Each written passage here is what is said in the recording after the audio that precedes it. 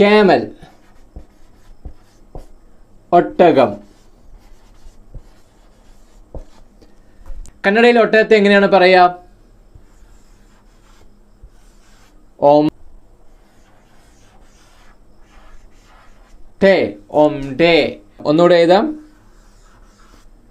ഒംടെ, ഒൺടെ. Camel എന്നുള്ളതിന് കന്നഡയിൽ എന്താ പറയാ? ഒൺടെ. ഒൺടെ എന്ന് കന്നഡയിൽ പറഞ്ഞു കഴിഞ്ഞാൽ ഒട്ടകം, ക്യാമൽ.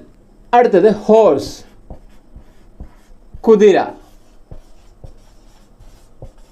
കുതിരയെ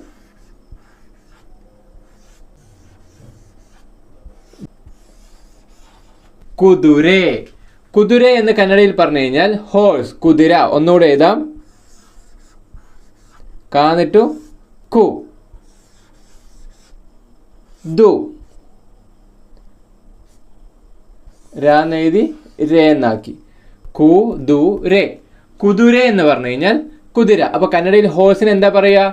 കുതിരേ. കുതിര എന്ന് കന്നഡയിൽ പറഞ്ഞു കഴിഞ്ഞാൽ എന്താണ്? കുതിര, ഹോഴ്സ്. അടുത്തത് എലിഫന്റ്, ആന. ആന എന്നുള്ളതിനെ ആനെ. ഒന്നുകൂടെ എഴുതാം. എന്നിട്ട് നേ എന്നാക്കി. ആനെ. ആന എന്ന് പറഞ്ഞു കഴിഞ്ഞാൽ എലിഫന്റ്. കന്നഡയിൽ ആന എന്ന് പറഞ്ഞു കഴിഞ്ഞാൽ എലിഫന്റ്, ആന. ആന എന്താണ് കന്നഡയിൽ പറയാ?